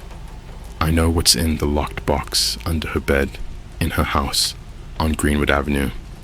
I felt cold, not scared exactly, just wrong, like something was off balance in the universe. That box? I didn't even know it was there, but the address was right. The maiden name, the birthday, all of it. You're bluffing, I said, but I could hear my voice cracking. Check for yourself. When you visit her next weekend, you're scheduled to take the boat bus down Friday, right? Seat 17A. I ripped my headphones off. I was shaking. When I looked back, the mic icon was red. Session ended. 5 minutes later, I got an email from an address I didn't recognize. Payout processed. $350 USD. Thank you for your service. And sure enough, my Venmo balance had jumped. No sender name. Just Ether Trace and a note that said, "Session complete." That should have been the end. I should have blocked the site, deleted my info, and changed my number. But like an idiot, I went back the next night, and the next, and the next. Each time, a new subject, new voice, new secrets, but always, they knew things about me, about the people I love, about events I hadn't told a soul. One guy described my old high school locker combination. Another quoted a poem I wrote in middle school that I'd deleted off Tumblr 10 years ago. Then came Subject 006, and that's when the murders started. The Ether Trace interface didn't change much. Same sterile black background, same blinking white cursor, same soft click before every session, like an old rotary line connecting. But when Subject 006 logged in, I didn't hear breathing. I heard dripping, just this steady, wet drip, drip, drip, like an old pipe leaking in a basement. I waited. For once, I didn't speak first. Then he whispered, "Are you looking at me?" It caught me off guard. I had no camera on, at least not one I knew of. "No, there's no video, it's just voice." Oh, good. I hate mirrors. I hate seeing how little of me is left. His voice was smooth, but empty, like someone who hadn't slept in a year and had been talking only to walls in the dark. Then he asked, "Do you know what a hollow glass is?" "No." "It's what happens when you heat a body, a real one, to 2000 degrees. It goes through stages. First the skin bubbles, then it flakes, then the fats pop like sausage casings. But if you keep the fire just right, the bones melt into this fragile, see-through lattice, like spun sugar, like glass." I didn't say anything. You can hold the entire spine in your hands, and it'll still be warm, still weeping, if you squeeze. I laughed a little, thinking maybe it was a sick role play, but I noticed something different on the screen. This time, there was no instruction text, no rules, just one blinking word. "Listen." So I did, and he kept going. I was 12 when I killed my first dog. It was a beagle. Name was Jasper. I remember because it kept looking at me, wagging its tail, even while I smashed its skull in with a brick. Do you know how long it takes for a dog to die if you don't hit it right the first time? My skin was crawling, but I stayed silent. 9 minutes. It cried for 7. Then it just made this whistling sound, like someone letting air out of a balloon. I think it forgave me. I wanted to shut the screen, walk away, but I felt glued there, like I was being dared to hear the whole thing, like a test. Every second, my heart was beating faster, but my hands wouldn't move. He continued. The next one was a woman. Her name doesn't matter. She was at a Greyhound station in Denver, alone, reading a paperback with one of those Fabio covers. I followed her into the bathroom and waited for her to sit down. Did you know you can snap a person's trachea in under 6 seconds if they don't scream? He described how he held her head under the toilet water while she clawed at his wrists, how he pressed her face until the bubbles stopped. Then he said something that twisted something inside me. But that wasn't the part I liked. It was the moment before, when she looked up at me, really looked, like her eyes finally woke up. That moment, that flash, that was pure. This was no ARG, no voice actor. This was a real person, and he wasn't talking to me. He was remembering. I almost ended the session, but then I heard him say, "You're still with me. That's good. Most of your kind end the call by now. You're different. Curious. I like that." He said he had a name once, but now they just called him Hollow Glass. He asked me if I wanted to know why. I didn't answer. He told me anyway. I make windows out of people, not metaphorically, not some dumb serial killer art project. Literal windows. I learned it on the deep archives. The human skull, if burned slowly and cooled fast, turns almost translucent, like alabaster. You cut out the sinuses, bore down into the jaw, pop out the eyes and tongue and teeth, then dry the cavities with silica gel. It hardens. You can see light through it. I started to cry. I didn't even know why. Then he said, "And I made one of your mother." I froze. I asked, barely above a whisper, "What did you say?" He repeated it, calm, cold, matter of fact. "She's on my wall." I slammed the keyboard, screamed, said it wasn't funny, but he kept talking. "She never begged. She just asked me to delete a voicemail. Something about her sister. I did. I'm not unreasonable. My brain was short-circuiting. My mom was alive. I just talked to her 2 days ago. She sent me an Instagram reel of some dog pushing a grocery cart. There was no way this was real. But then he said something that broke me. "You were born breech. Did you know that? You tore her. She told the nurse not to cut. Said she'd bear it for him. She meant you. She didn't even scream. She bit into her own shoulder until her teeth cracked. I'd never heard that before. No one knew that, except her, and now him. She told me that the night I took her, between the pain, she said you'd never know, but now you do." I disconnected. I yanked the Ethernet cord out, ripped my whole monitor down. I couldn't breathe. I felt like I was choking on something invisible. The lights in the room seemed too bright. Everything felt wrong. I called my mom. She answered on the second ring. "Hey, honey, you okay?" I didn't respond right away. Just listened, to make sure it was really her. She was watching a Lifetime Christmas movie, drinking hot chocolate, talking about some sale on Etsy. She was fine. She was fine. And yet, something had changed. The next morning, I woke up to an envelope under my door. No return address. Inside was a Polaroid. It showed the back of a woman's head, tied to a chair. Long black hair. A familiar birthmark on her left shoulder, just like my mom's. And on the wall behind her, a circular window, shaped like a skull. I didn't sleep after subject 006. Not even a nap. Every time I closed my eyes, I saw that Polaroid, its cheap gloss catching the light, showing that chair, the woman tied to it, the skull-shaped cutout in the wall behind her. My body would jerk awake like I'd fallen off a building. My brain wouldn't let me drift.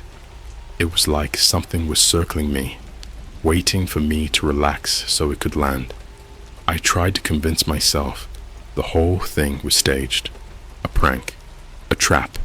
Some overproduced ARG. I kept rehearsing reasons why someone online might know old medical details about my birth. Why someone could fake a birthmark. Why someone would know the exact silence between my heartbeat and the room. None of the explanations felt real. Not the comforting ones. Not the paranoid ones. Just noise. The ether trace site was still open on my computer. Blank black screen. Blinking cursor. No words, no subjects, no prompts. I unplugged the PC and stuffed it into a storage bin in the closet. I shoved towels under the bedroom door like I was hiding from smoke. I didn't tell anyone, not my cousin, not my mom, not the cops. The idea of saying it out loud made my throat clench. I didn't want to hear the words and realize how crazy they sounded, but the sessions weren't done with me. 2 nights after I trashed the monitor, I got a text. Unknown number, no preview, just a file. Audio message 001.wave. It was 30 seconds long. The first 5 seconds were quiet. No static, no breathing, no background hum. Just void. Then a faint whisper. You should have kept listening. Male voice, but not hollow glass. Higher, smoother. Like someone who'd learned how to talk from customer service training videos. The last 10 seconds was something that made my spine turn to ice. It was a recording of me breathing, slow, panic shallow, the kind you make when you're trying not to cry. I hadn't recorded anything. I deleted the message, put my phone face down on the desk, went outside, and sat at a 24-hour McDonald's just to be around people. The fluorescent lights, the random chatter, the smell of fryer oil. Mundane things felt like armor. Nobody in that place cared who I was or what I'd done. They cared about Big Macs and mobile app coupons. That was safe. At around 3:40 a.m., while I was stirring a cold Coke with a straw, I got another text. You're late. Session begins now. No link. No app. Just now. I looked up like somebody was watching me. The McDonald's was empty except for an exhausted teen mopping the floor and a guy in a bomber jacket halfway through a quarter pounder. My phone started ringing. Unknown number again. I answered, not because I wanted to, more like my hand moved before my mind did. Silence. I said, I'm not doing this anymore. Then I heard a soft noise, not a voice, something mechanical, like metal hooks scraping together. A second voice cut in, soft, female, whispering almost like a lullaby. Don't hang up. I need to speak to you. It was steady, no tremor, the kind of voice someone uses when they already know they have your full attention. I know what you dream about. I know why you don't sleep. I didn't respond. My chest felt like it was vibrating. You want to know which parts of what he said were true. It wasn't a question, she knew. Subject 006 lies about the deaths. He never touched your mother. You're safe. He likes the chase more than the catch. I let myself breathe. The relief was quick, stupid, addictive. Like someone had turned the fear knob down just one click. Then she said, but he didn't lie about the windows. The line hummed. My fingernails scraped against the table without me noticing. The voice continued. We don't recruit interrogators because we need answers. We recruit them because you don't turn away. You listen when the world begs you to stop. And once you prove you'll listen, you become part of the archive. The teen stopped mopping and stared at me like I was talking to myself. I whispered, I'm not recording anything. You don't need to. You're being recorded for us. Every breath, every blink, every time your heart stutters. Then I heard it. Not background noise, not static. It was the sound of my own pulse echoing through the speaker, like a medical monitor. I asked her, who are you? She laughed, a tiny exhale, as light as breaking glass. I asked the questions. Then she said something that felt like someone dragging their nails down the inside of my skull. Tell me the name of the person you'd let disappear if it meant your mother stays untouched. I didn't speak. A friend? A co-worker? Your cousin who owns the apartment? It must be someone local. We don't do international pickups, I said. I'm not giving you that. You will. The archive expands through sacrifice. Everyone who enters makes a choice. Something shifted in her tone, like steel sliding into place. We already know your answer. We want to hear you say it. The guy in the bomber jacket got up to throw away his food tray. I stared at him. His face, his neck, the dull glow of the golden arches behind him. I felt sick. The woman on the line spoke again. Look around your little fast food sanctuary. Someone here is already tagged. We used you to lead us to them. My heart hammered. I stood up so fast, the table shook. The mop kid jumped. The man in the jacket turned, confused. Leave the drink, she said. Walk outside. Look for the person who stares too long. They always do. I didn't listen. I sprinted to the bathroom and threw up. My hands were shaking so hard, I could barely hold onto the sink. The phone slipped to the tile floor. The speaker was still on. We're patient. Go home. Sleep. You'll understand better in the echo room. I shouted, What the hell is the echo room? No answer. Just that soft mechanical scraping. Then the call cut.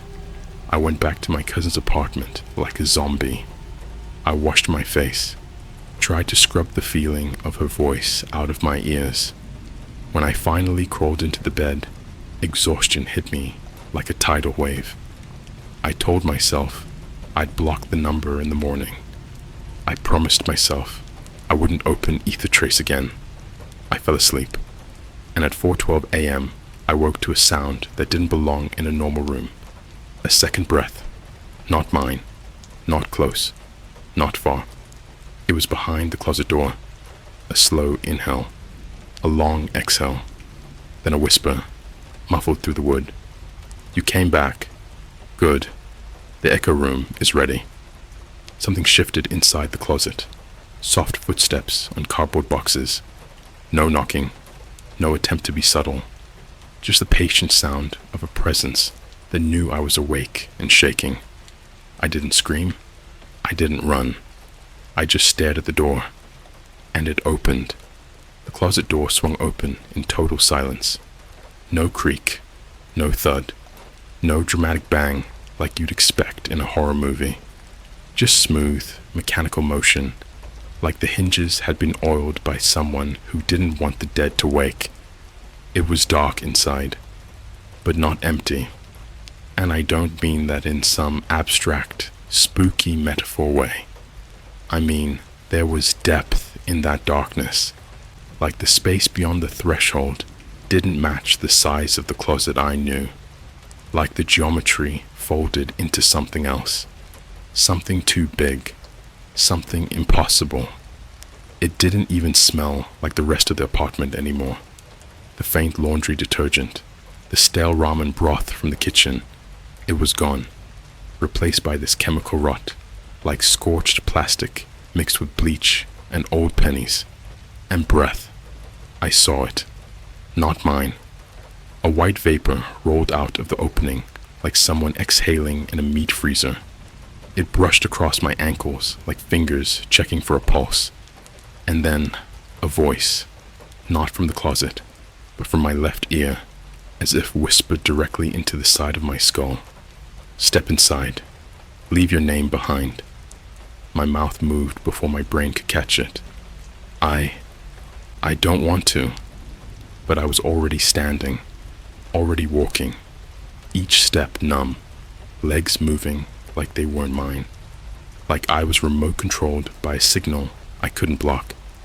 My hand reached out and touched the inside of the doorframe, cold, sticky, wet. I yanked my hand back and looked. In the faint light from the hallway, I saw it was covered in this translucent slime, thin like mucus, but it moved on its own, retreating toward my wrist, curling like a vine seeking warmth. I couldn't scream, couldn't speak, couldn't blink. I stepped inside, and the floor disappeared. No falling sensation, no wind, just displacement.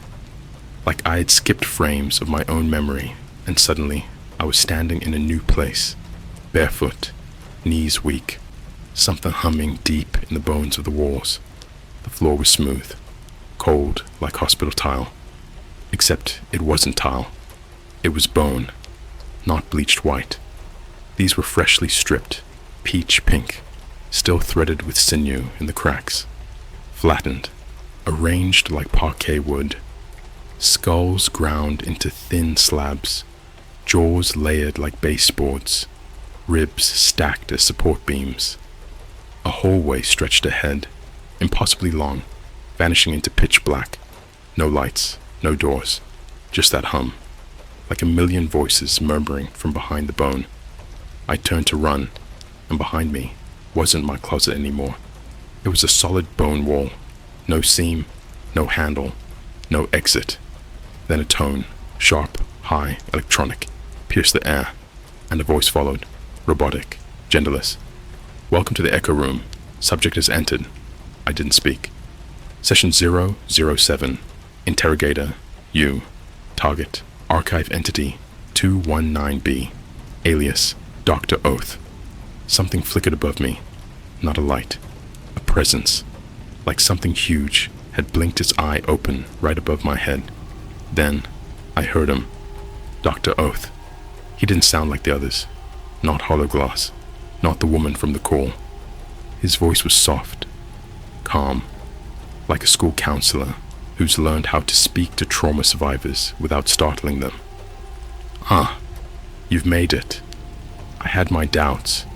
Not many make it past the first dream fracture. But you listen well." I said nothing.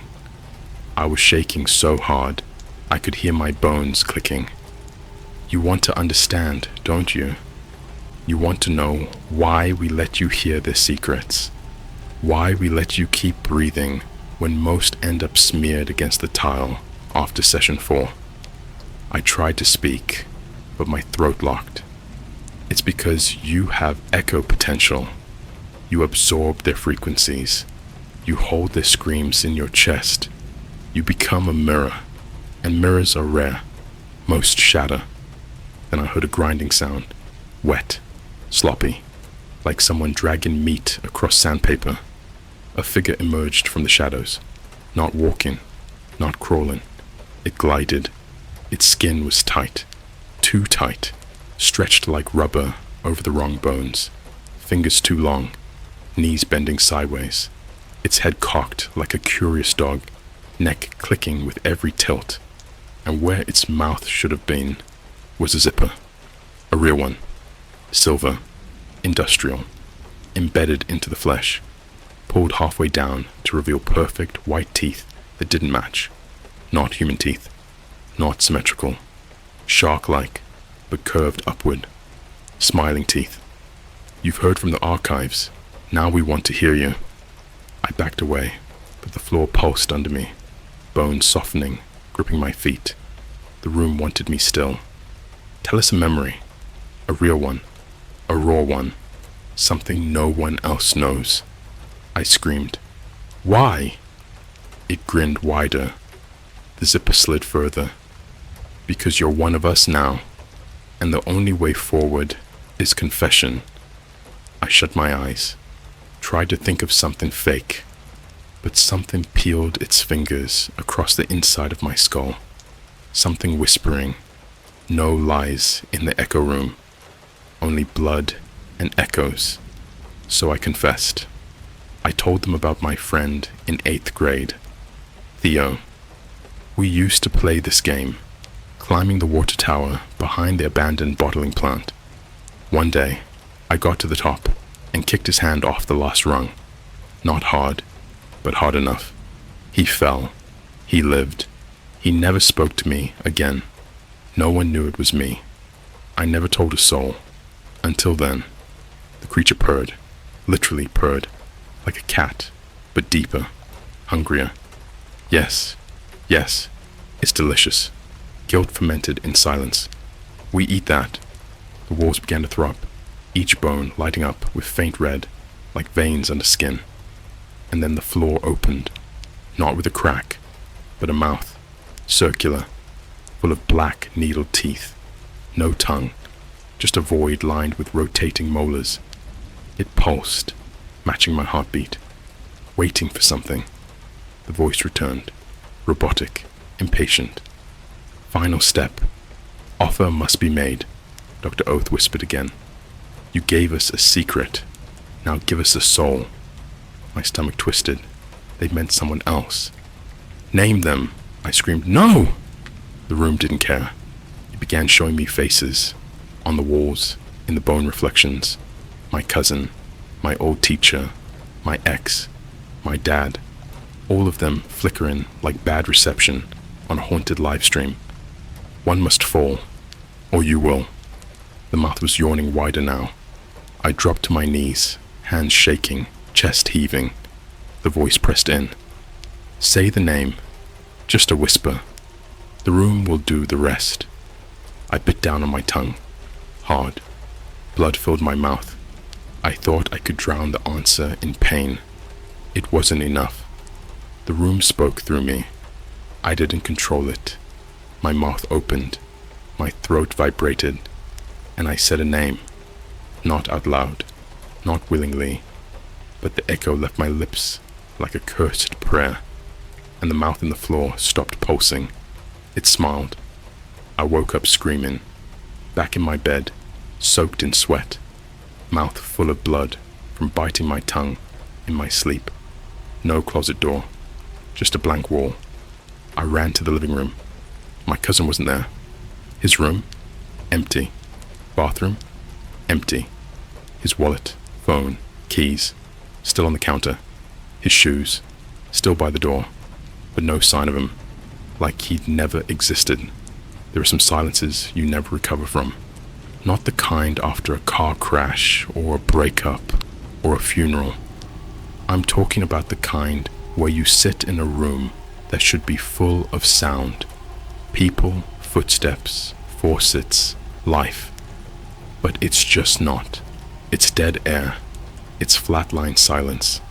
And every second it stretches, you realize something's missing. Someone's missing. My cousin was gone. No note, no fight, no noise, just absence. His phone still buzzed with emails from Amazon. His toothbrush was still wet. His Spotify tab was open on the TV with lo-fi hip-hop beats to study to frozen mid-track.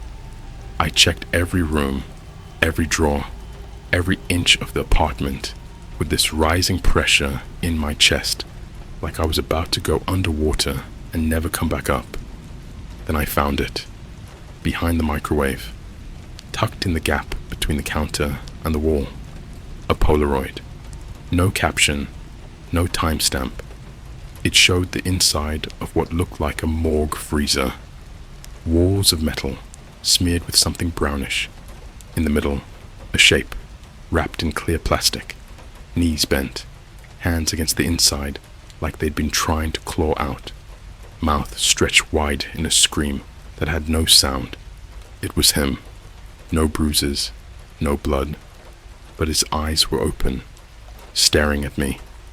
And the worst part, there was condensation on the inside of the bag, like he was still breathing. That was the first day I heard the static. It didn't start as a noise. It started as a presence, like pressure against my eardrums that wasn't there an hour before. Then, when I turned on my TV, there it was. Not normal static, not cable static. This static had rhythm. Every third pulse, slightly longer. Every sixth, a tiny spike, like a heartbeat with interference. And when I muted the TV, I realized it was still playing. In the walls, in the air vents, in my fucking teeth.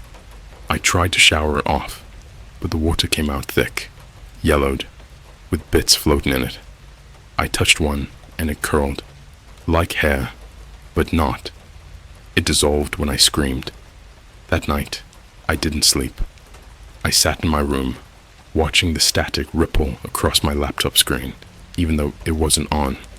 And at 2:11 a.m. exactly, it cut to a video. I didn't press anything. It just appeared. It was grainy, warped, like it had been compressed 1,000 times. At first it showed a room, small, metal walls, concrete floor, a drain in the middle, one camera in the top corner, flickering. Then the lights came on. There were 6 people, all tied to chairs, gagged, different ages, races, even outfits. One looked like he worked at a pizza place. Another looked like a suburban mom. Their eyes weren't panicking. They were waiting. Then a figure stepped into frame, dressed in all black, hoodie, surgical gloves, but no mask. It was me. Not just someone who looked like me. It was me. Down to the scar on my eyebrow and the chipped tooth from skating in high school. The video didn't have sound, but I saw myself walk up to the first person, pull something out of my pocket, and hold it to their eye. A mirror. The person looked in, then started thrashing so violently the chair tipped over. The me in the video didn't react, just calmly moved on to the next.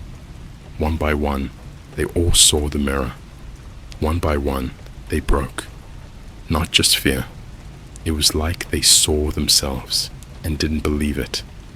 The 6th person, she looked into the mirror and started laughing, crying and laughing, then biting at her own tongue until the blood hit the floor in thick ropes.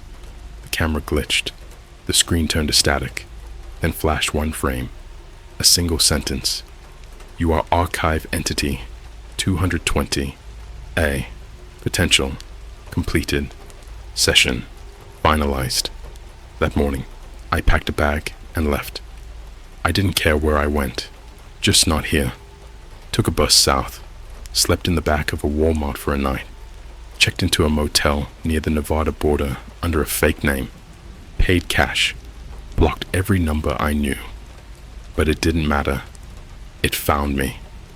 The motel TV turned on by itself. The phone rang, and it wasn't connected to a line. The mirror in the bathroom started showing me other rooms. Rooms with chairs, rooms with bone floors, rooms with mouths in the ceiling. Then I got a message, not on my phone, on the window, written in reverse condensation, like someone inside the glass had written it for me to read. Static blood is complete. Hear, see, become. I left again. No direction, just motion. Stopped checking where I was. Stopped caring. One night, I passed through some rural gas station just outside Victorville. Went in to buy cigarettes. Something felt wrong. Cashier didn't blink. The fluorescent lights flickered in perfect 6-second intervals. The pump outside read 666.6 before I even touched it. And behind the counter, a display rack of Polaroids. All of me, sleeping, eating, sitting on buses, talking to strangers, all dated in advance. Photos of things I hadn't done yet. And the last one, it showed me standing right there in the gas station, behind me. The closet door, open, dripping, waiting. I'm writing this in a hotel lobby right now, somewhere near the coast. Doesn't matter. People are looking at me funny because the static won't stop. I talk to the lamp. I scream into ice machines. I hold mirrors under my chin to see if my face is still mine. Sometimes it isn't. Sometimes it smiles when I don't. Sometimes it unzips. If you're reading this, it means it's already too late. You heard them, didn't you? The stories, the sessions. You let them in. You thought you were just reading, but they're listening through you. And now they know your voice, and your secrets, and the name you'd whisper to save yourself. Go ahead. Try not to say it.